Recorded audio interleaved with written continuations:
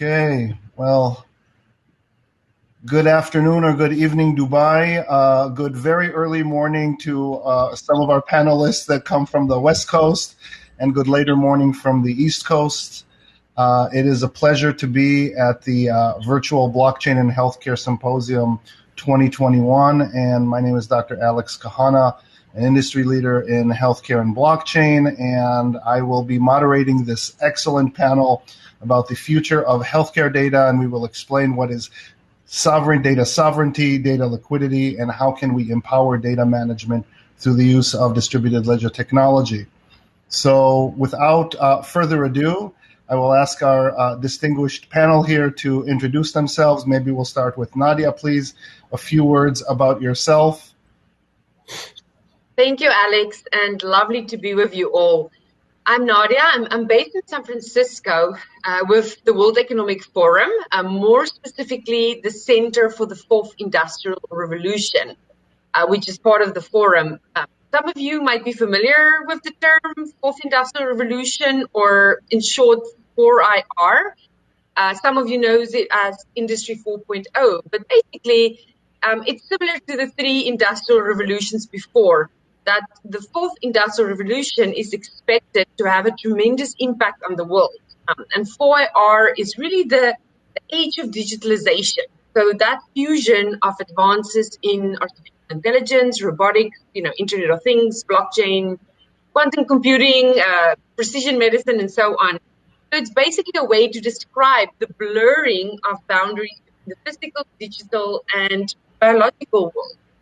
And I think the important thing here is that this will not only have an impact on industries like the healthcare industry and the way we work, but it really will also impact what it means to be human. It's pervading virtually every aspect of modern life, right?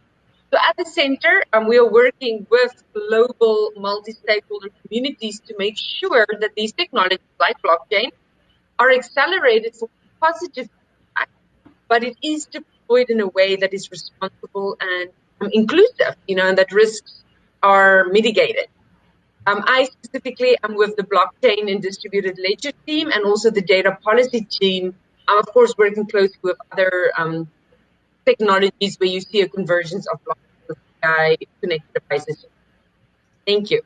Thank you. Thank you, Nadia. And thank you for all the work you're doing at the World Economic Forum that is really giving us the right taxonomy and language and policies and guidance. And I recommend everybody in the audience to subscribe to the digital a weekly report that comes out of that. It is fantastic, interactive, super interesting, and always makes me look super smart. So thank you, Nadia. Next, please, Dr. Samantha Nazareth, if you can introduce a few words about yourself. Sure. Thank you, Alex. And, thank you for having me and us for this panel. I am also based, as Alex is, in New York City. I am in New York City. I'm a gastroenterologist, so the doctor is in front of my name because of that. I ended up in the blockchain space shortly after I finished training. I was in, and I've been in private practice for several years now, and I saw the shortcomings pretty early on in private practice and wanted more, really. Like, I think all of us that go into medicine really want to have some sort of impact, and a very big impact. And I turned my attention to technology. I have to say blockchain came accidentally as a specific sector for me to be interested in.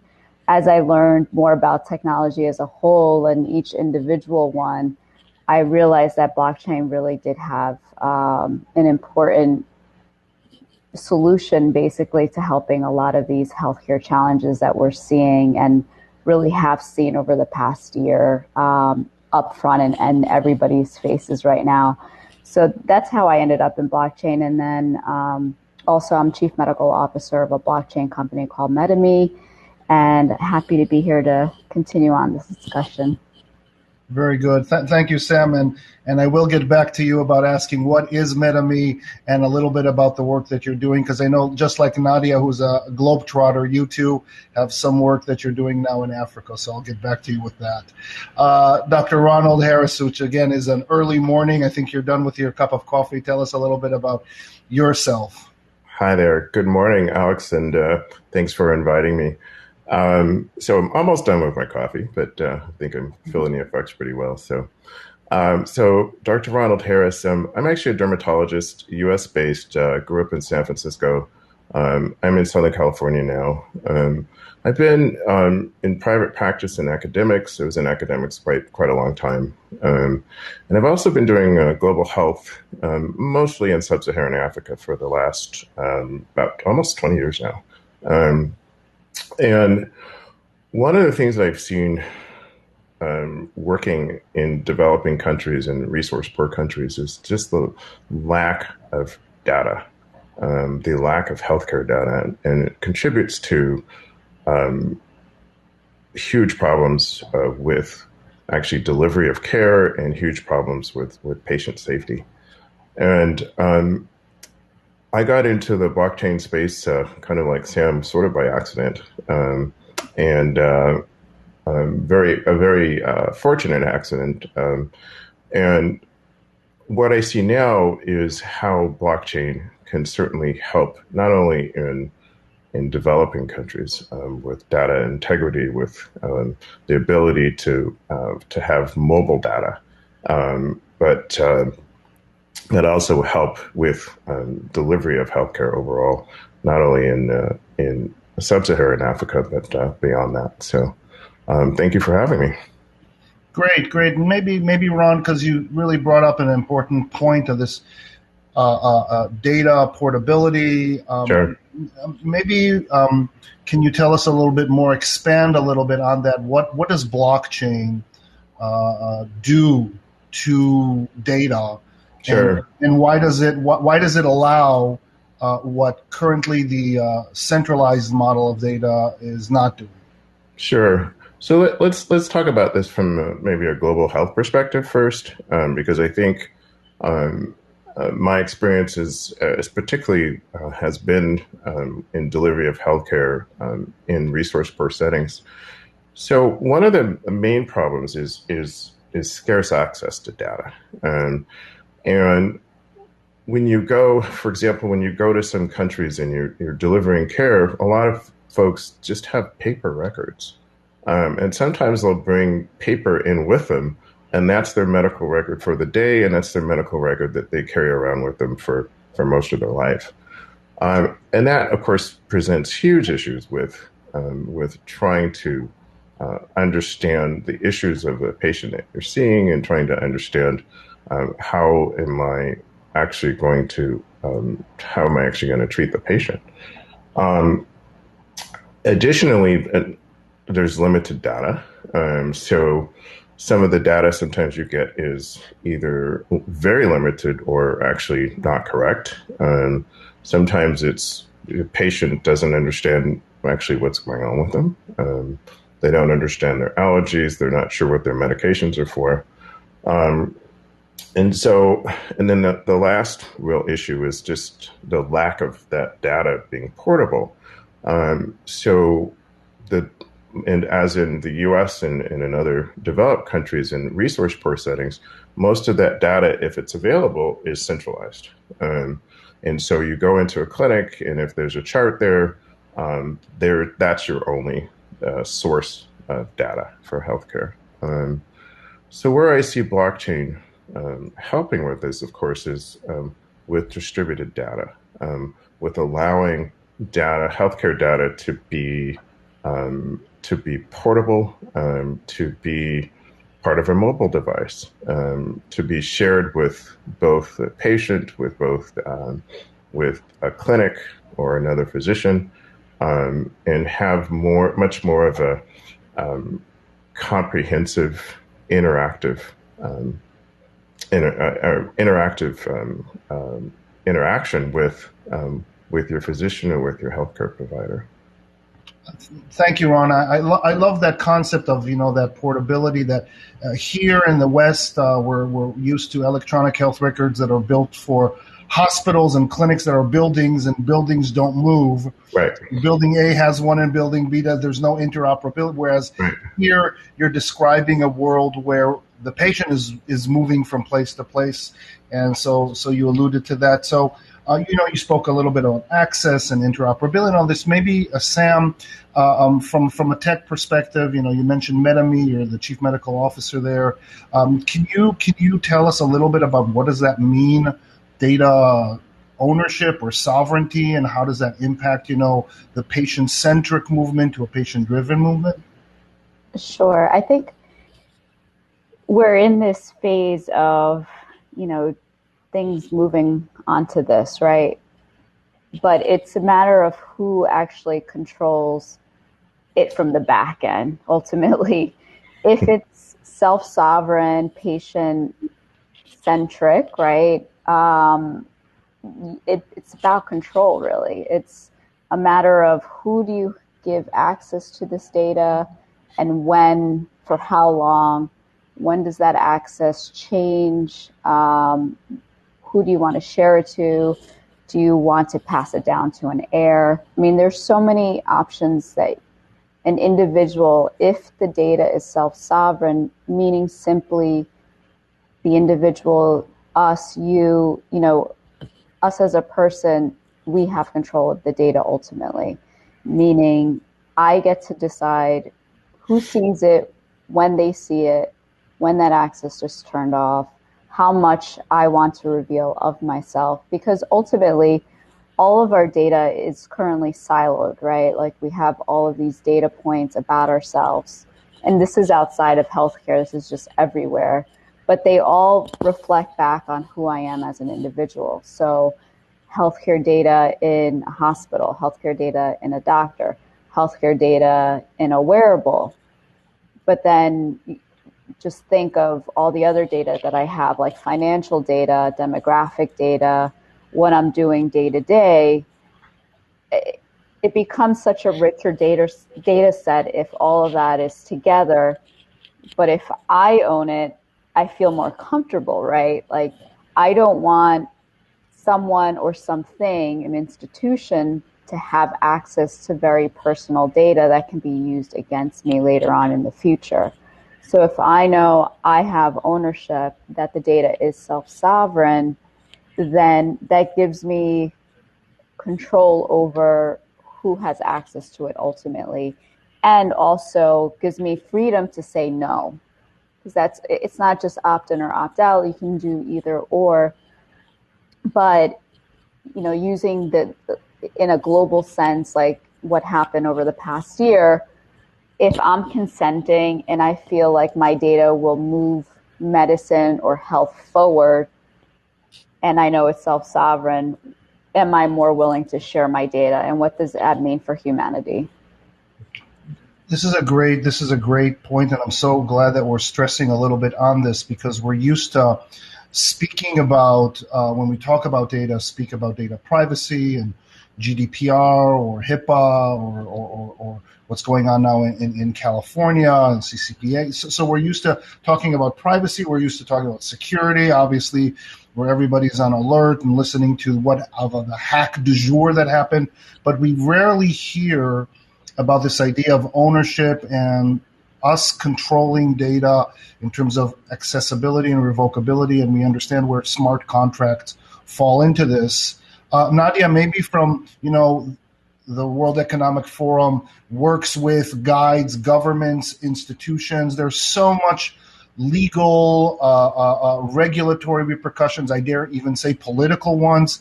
Can you give us a little bit about your perspective on data sovereignty? Yes, and this is indeed a tricky topic. The term data sovereignty, data exchange, all of that, there's a lot of cultural nuances and industry nuances and sensitivities that we need to consider. So, of course, always be mindful of that. So what we see, Ron was talking about data in a building, and Alex, we see that governments, private sector are acknowledging the data is stuck, right? We don't have access to data that can help us solve big global challenges. And as Samantha highlighted, that we can combine different data sets that can give us meaningful insights, and then it can be reused for multiple purposes over and over again, right? Whether the purpose is to provide healthy decision making, or whether it's for financial reasons or others. So with the COVID-19 pandemic, the governments that we work with, it is really highlighted to them the inadequacies of the world's collective approach to data. I mean, there's an inability, and then sometimes it's just an unwillingness, right, to share and use data to combat COVID-19 or to protect against predatory uses of data. And that has negatively impacted individuals, private enterprises, research institutions, and governments the globe. So what we see is that with both governments and private sectors alike, that there is a desire to find solutions to access and use data, to finding solutions to some of these critical world health challenges, and also, of course, for normal day-to-day life outcomes. So in the project we work with them called Data for Common Purpose Initiative, these governments, they want to combine data from personal, commercial, and government sources to help solve these issues. While, of course, always respecting rights and privacy, it needs to be rooted in an ethical framework. So that becomes really interesting for us working within blockchain. With blockchain, you can think about making it possible to exchange data from multiple sources and open, so not in your traditional closed-off digital platforms. And you exchange data in a way that can connect contributors and consumers of data more readily. And where there is an opportunity potentially for those who have the right to data to get compensated for it, whether that's monetary compensation or maybe just exchanging data for, philanthropic reasons. So I, as Nadia, can provide my data to such exchanges to help with research for COVID or dementia or rare diseases. But at the same time, I might not give my consent for my data to be used by, for instance, retailers for precision consumption, or banks, or insurance providers. So if you consider the opportunities with blockchains, and we see the governments we're working with are doing that. If we consider the opportunities with blockchains from the perspective of what it can help us do with healthcare data, it's really enabling features that we can imagine a world possible that were not possible before, that we can do with blockchain technology. And there's always, for me, when you talk about sovereign data liquidity, I think about these three critical questions that blockchain can help us. Number one, who has the right data? Number two, what can you do with this data? Like consent, differentiated permissioning, and who gets economic value of it? I'll maybe wrap it with just one example. I'm working with the government of Japan on these concepts. Elderly care and healthy living in Japan. So you already would know that Japan is famous for having a higher proportion of elderly citizens than any other country, for their super aging society. So in working with the government of Japan through the Fourth Industrial Revolution Center in Japan, we are looking at how one can harness the power of data to solve various social issues that's associating with aging, but while also protecting data privacy through, informed permissioning of each citizen. The importance of elderly care has grown, but the pool of skilled caretakers has not, right? So many nursing homes are not equipped to use data to enhance the quality of elderly care because they lack the proper incentive mechanisms and regulatory frameworks to make such. So now they are looking at, in Japan, like the technology for nursing homes to gather the data for healthy living and elderly care. Example, treatment data, rehabilitation program results, through smart devices. And their privacy preserving data analytics support is also available, right? To help ultimately with improving the quality of life. So we then need to look at how can we use an approach, how can we use that enabling features of blockchain technology to enhance precision care services for the well-being of these elderly citizens who need care. Thank you, Nadia. No, this was excellent, and I love the ethical framework that you put in, saying that we are our actions are captured by data, and when third parties use it, abuse it, lose it without our permission, they're taking a piece of our dignity. So it's enshrined in SDG 16.9. I love that point. Like I told before when we started, this is going to go really fast. So already half of the time passed, and we're just going to go one more round. And I'm going to start with Ron, and then Sam, and then Nadia for another set of questions. And Ron, we heard both from Sam and Nadia, and you mentioned it, this data illiquidity. It's not that we lack data, it's just that those data are stuck and they don't communicate. Can you tell us, you're a doctor and you're a researcher, tell us how would the community embrace this? Where's the change? Where would doctors, use? You designed a self-sovereign electronic record, Afya record. We have this panel talking about it that has all these blockchain features with accessibility, revocability, patient sovereignty. It's a wonderful platform, and I urge the audience to reach out to Ron. Can you tell us a little bit how that should be and can be adopted? So, honestly, I think physicians are ready. I think providers are ready. The U.S., the problems with silos are innumerable. Trying to get data from one doctor to another, signing consent forms, faxing things, still faxing to get medical records, using up valuable paper resources, and not able to transfer things even now within those silos, not being able to transfer things electronically on a very consistent basis. So I think, at least from perspective of physicians in the U.S. And physicians probably in other many other settings, I think people are ready for that. So Alex mentioned at Afya Record, and I think one of the things that we've tried to do is, as Nadia was mentioning, have a patient-centric platform. So you have sovereign ownership of your data, and that data can be, you have the decision to, as Nadia was saying, you have the decision to send that data to whoever you'd like. So you can send it to the consultant physician that's looking at your knee. You can send it to a pharmacy that needs to know your medications.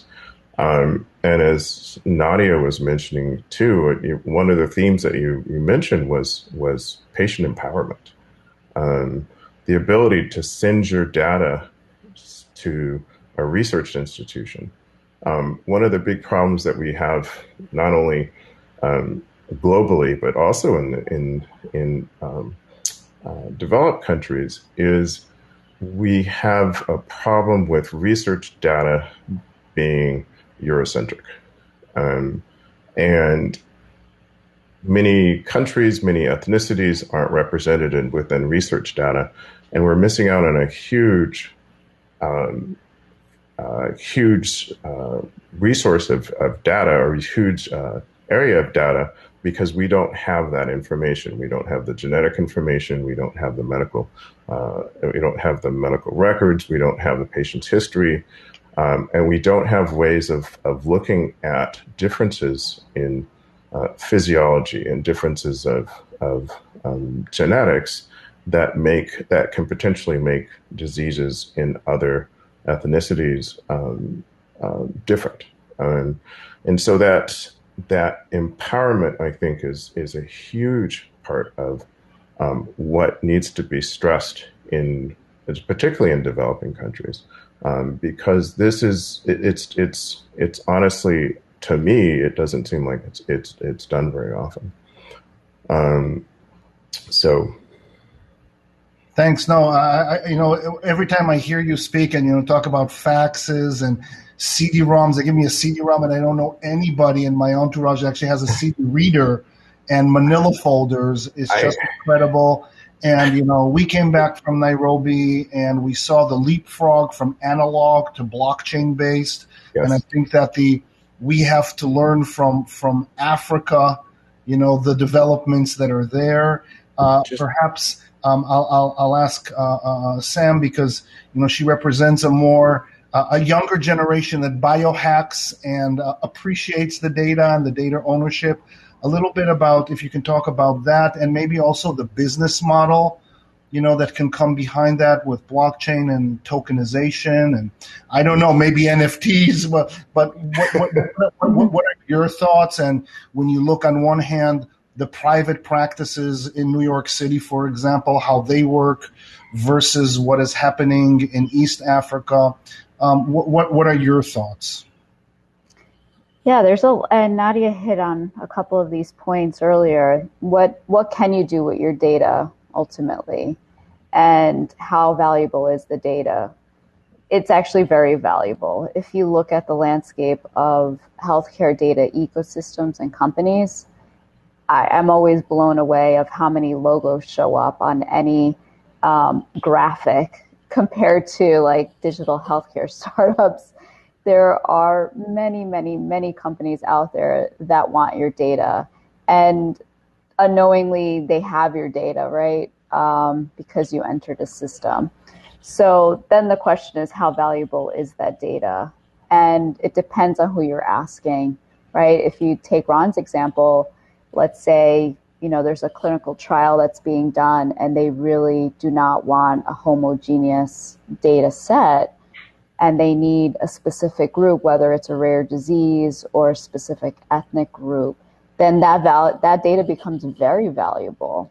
And the individual then has sort of that right to say, hey, I know now what the marketplace and the sort of how much my value is in my data, and I can sell it ultimately to that entity. So I think it's interesting from an individual perspective what you could do with your data, especially in a clinical trial setting, because as Ron mentioned, it is at this point, it is very Eurocentric. And as we're doing more data, even in my field, like microbiome, it is Eurocentric because of the recruitment styles of these studies, ultimately.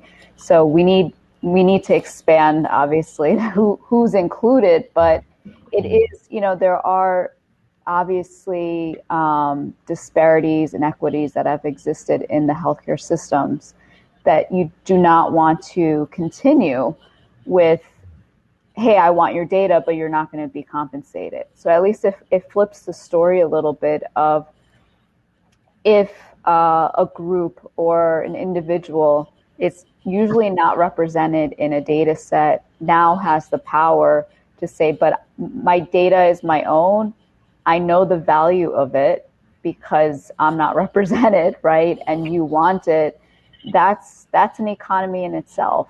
And if you think of how many of those data points an individual has from the biohacker perspective, right? Like I mentioned, the wearables. I mean, there's people that have rings and watches and headbands and sleepwear.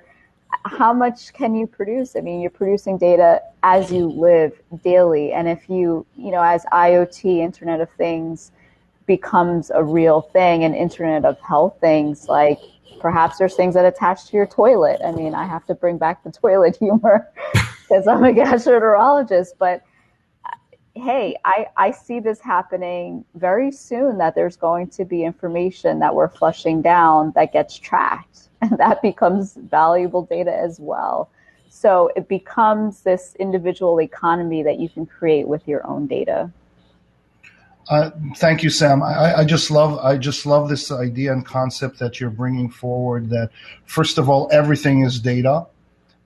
Even now, we're talking. This is recorded somewhere. I'm sure that it is analyzed, it is NLP'd, it is thrown into some algorithm. There are people that are benefiting from it. They're listening to you guys and saying, oh, now I learned something. So, what are the monetary and non-monetary rewards besides our voluntary spirit and our goodness in our heart that can be attached to this generated data, and the concept that data is dignified labor. This is dignified work that needs to be recognized, and we have to create some type of token that captures that value. So I want to ask Nadia, what do we need to do to create this inclusive economy, both from I would say government level, regulatory landscape, legal landscape, their agenda of control, centralization, surveillance, but also the industry and the private digital economy, which is currently also centralized and plutocratic and doesn't even speak to the idea that, sure, this needs to include us. Just for the sake of conversation, I don't recall 23andMe sending me a check when they sent my genomic data, to GSK. So what steps does the World Economic Forum kind of envision, or what steps do you think on a personal level should happen for this to occur? Yes, so the issues brought up now is spot on, and that's exactly what we're hearing from governments, public sector, private sector, academia around the world. I'm from South Africa. I'm no medical expert, but I've been told that South Africa has one of the genetic diversity in South Africa is tremendous, right? So coming back to the Eurocentric data set, being able to enable cross-border data flow, to look at how can we exchange data? How can we set up legal and regulatory frameworks that allows us to get access to data for these many purposes that data can be used over and over again for, where today it really is siloed. And it also begs the question, what responsibility does that put on those governments who are sitting on such rich data sets, right, and making it available where it can be used? Sam touched on data valuation, Alex, which we see is a big problem. That's one of the key gaps that needs to get solved, is how do we value data? Because the value of data is so tied to the specific purpose being used. So that is something that we're working on as well. Other issues is trust of citizens, trust of patients in these systems, making sure that privacy and data is protected. So basically, we are in collaboration with our public and private sector partners. I'm leading a project called the Data for Common Purpose Initiative, where we are creating a new flexible data governance model that aims to allow for the combination of data from personal, commercial, and government sources while still protecting rights. Because what we need to do is we need to surface opportunities for data to be used for these different purposes. We need to make sure that we have mechanisms that equitably allocate risk and reward. So going back to Sam's data valuation, etc., discussion, and then we need to make sure that it's rooted in ethical frameworks. Coming back to surveillance, privacy that you mentioned, and that again is where bringing in blockchain, right? Blockchain can be a key enabler in the future of harnessing the full value of data. If you think about the potential of tokenization that blockchain offers, Alex, I'd love to know what you would want to call that token you talked about. But the potential of tokenization, smart contracts as legally binding instruments. And where I get excited, if you think about the healthcare industry and as it pertains to blockchain, the unique privacy preserving techniques that are enabled by blockchain, and how automation and autonomous software agents or data trust can help us with more flexible data governance models. So in essence, on-chain data can be encrypted so that it's only visible by authorized parties. And then when organizations deploy a blockchain solution, they have flexibility to ensure it addresses both the access to data and also the data protection and privacy concerns. I'll give you one example for the audience to sort of relate back. So why do I care? What does that mean for me? Again, I'm not from a medical background. When I got into this a few years ago, I was stunned to learn that approximately 10% of the global population, and Dr. Sam and Ron quote me here if I'm, but approximately 10% of the global population, and that translates to about 475 million people, are affected by a rare condition. Yet data sets are locked up and siloed and not available to help solve rare diseases. So what is the future we want to create together, right? Looking at 2030, building the systems, the government, and the regulatory landscape now. We want to build a world where we provide researchers and clinicians with access to global rare disease data sets. Genomic data, coupled with clinical and other data, is a critical resource to treat rare disease patients. And it can also power research and innovation in diagnostics and other things. So we have to find solutions to this. And I think in essence, where I talked about the data exchange or a data marketplace, which is a very culturally sensitive term to use, especially in the healthcare space. But what we're looking at in this data for common purpose initiative with our partners is one instance of how we can make all of this happen is such a data exchange. So really then looking at leveraging the features of blockchain that can serve as a platform to exchange assets, data assets for the common good and, for public sector to help countries promote that transition to a data-driven economy. Great. No, this is amazing. And like I said, this went way too fast, and I feel that we can speak for many more hours. I do love this idea and the project that you're doing, describing blockchain as the software for the problem of trust and, working like things of proof of humanity, again, going back to the self-sovereign ID, identity and universal basic income or universal health income when that is, of interest. I will ask each one of you for 1 minute before we close this session. How long will this take to happen? Is this like a 1 year, a 2 year, an every year? And we'll start with Ron, and we'll go through Sam, and we'll finish with Nadia. 1 minute. Go ahead, Ron.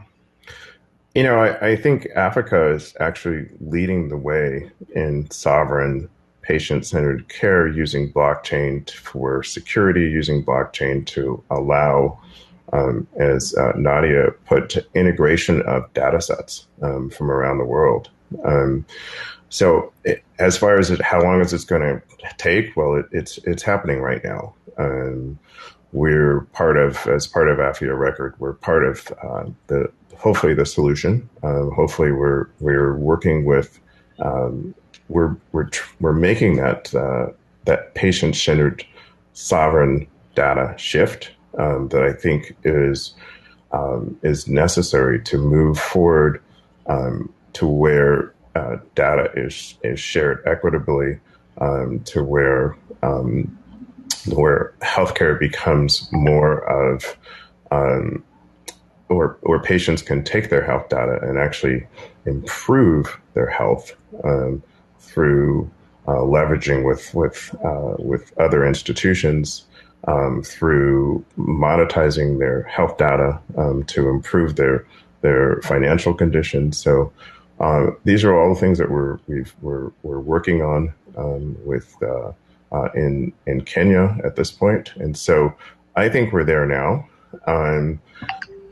As far as other countries, I think